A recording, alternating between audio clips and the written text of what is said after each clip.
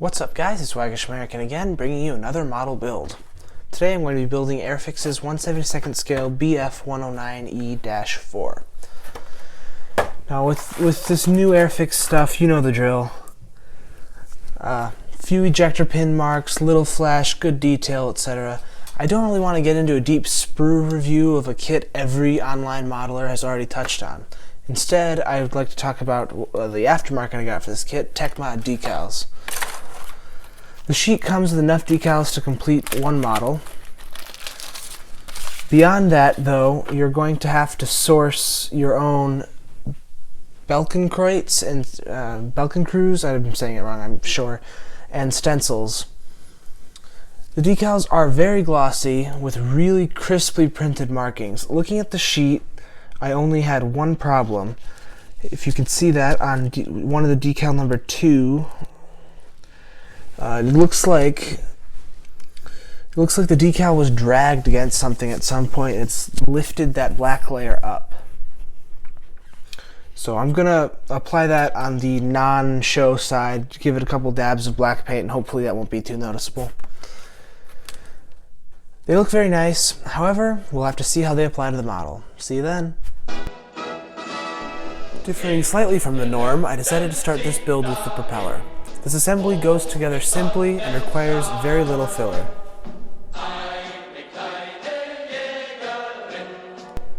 Returning to form, I began working on the cockpit. I first assembled as much of the cockpit tub as possible.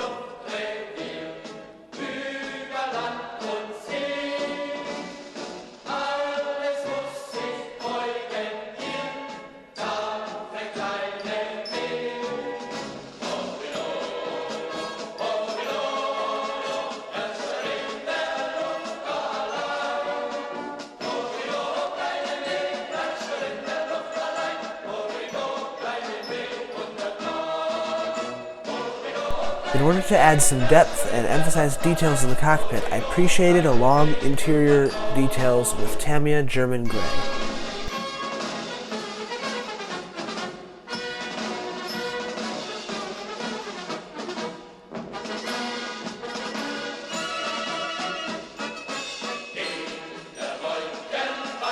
With the pre-shading complete, I built up several thin layers of Vallejo Air Color RLM02. Building up several thin layers allows the pre-shading to show through, darkening areas which would be shadowed on the real aircraft.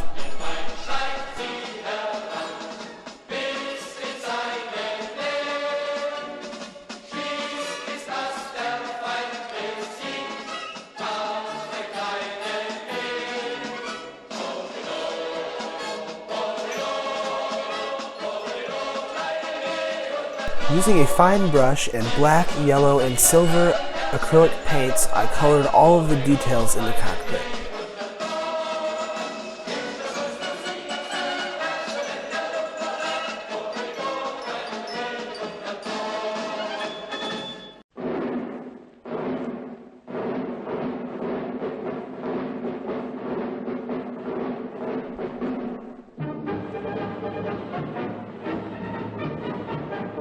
To weather the cockpit, I first applied a dry brushing to the interior with a random light gray.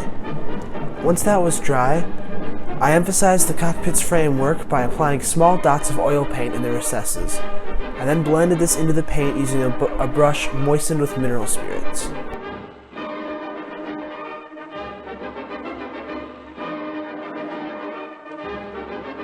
With painting and weathering complete, the cockpit was glued using Umbral poly-cement into the fuselage.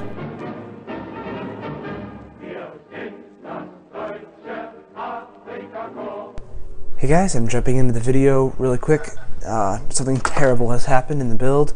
I accidentally plopped the fuselage down directly into a puddle of poly-cement. And that is what it's done to the fuselage. I was able to get it to scrape off the pile before too much damage was done. And so I usually don't show puttying, but this is interesting, I guess, and I might as well make something out of it for the video. So I will show you how I repair this in a couple minutes. So I just wanted to let you know why that happened, and I'm jumping back into the build. With the cockpit glued in place, I was able to attach the fuselage halves together.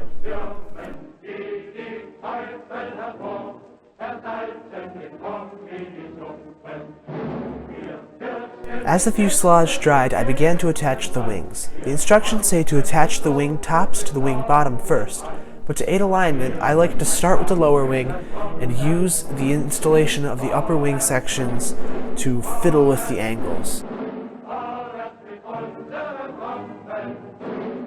With the major airframe complete, I began attaching smaller pieces such as the radiators and rudder.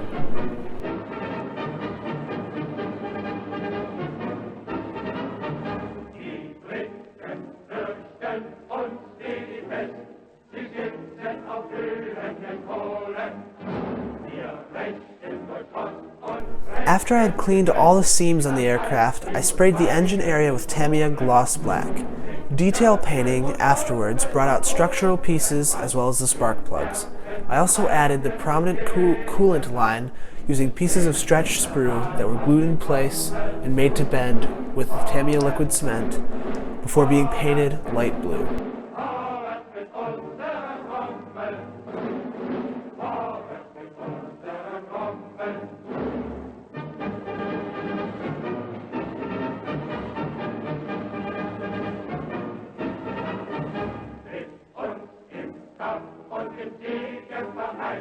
Marschieren Italien Scharen, bis einst die Sonne des Friedens zu sein und wieder für Deutschland wir fahren.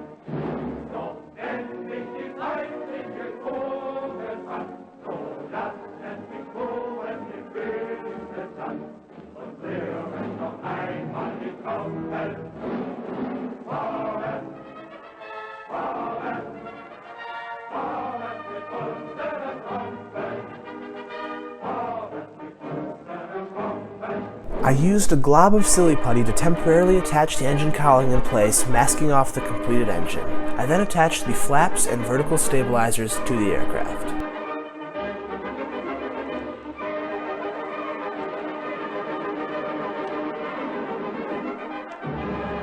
I used micro crystal clear to attach the masked canopy to the model. You can't use poly cement for things like this as it will fog the canopy.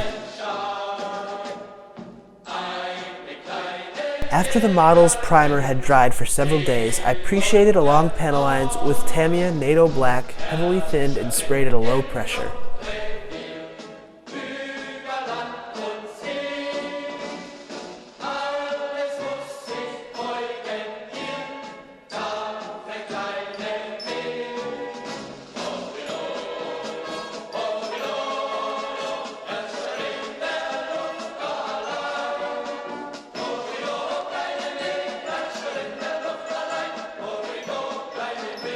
I gave the NATO Black about 15 minutes to dry before building up several thin layers of Vallejo RLM 65.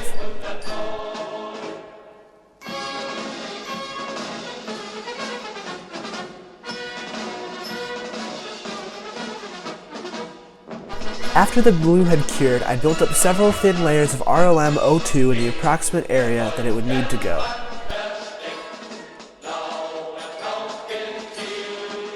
I used Tamiya masking tape to mask the splinter camouflage before building up a few thin layers of Vallejo RLM 71.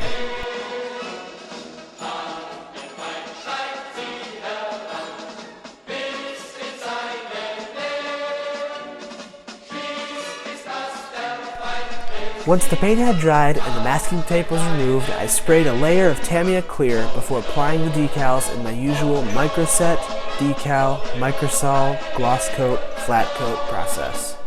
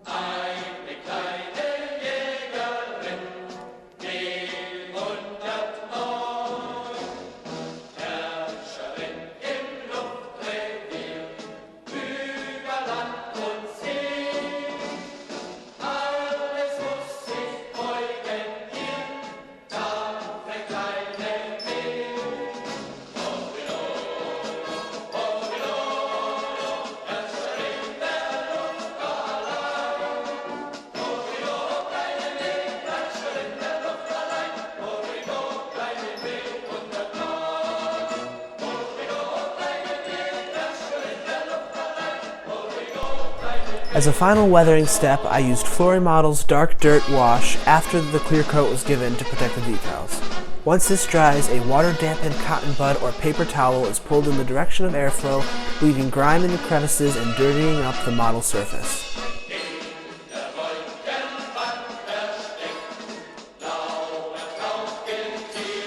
I attached the final exterior bits such as the landing gear and propeller.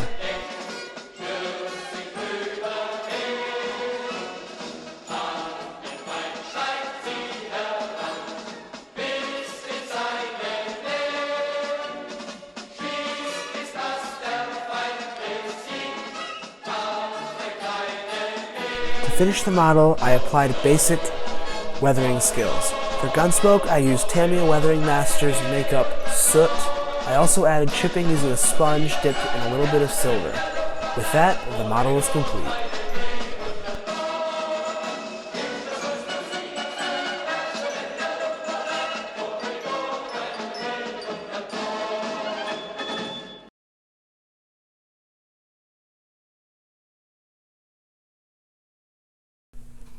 And here's the finished model. It built pretty well. Fit of most of the parts was really good. Only had to use a minimal amount of putty. The one thing I realized I didn't do that I should have is there should be a panel that runs down the spine here, but I ended up sanding that off and I didn't add it when I was rescribing. But the kit itself built pretty well. It was a fun experiment trying aftermarket decals for the first time, and they applied pretty good. I don't think I mentioned it in the video, but these ones with the wings are not aftermarket. They are some of the decals I salvaged from the original kit, because this decal on the kit was the one that had the scratches and it looked really bad, so I slapped the Airfix one on top of it. But yeah, the TechMod decals went on well. They conformed well. It was just a really good model all around. When this goes out, there'll still probably be 4 or 5 months left in the group build I built this for, so I'll link that in the description.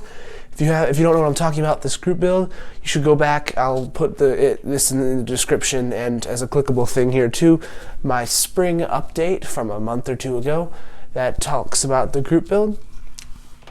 So yeah, there it is. It's complete, and I will see you guys on the next model.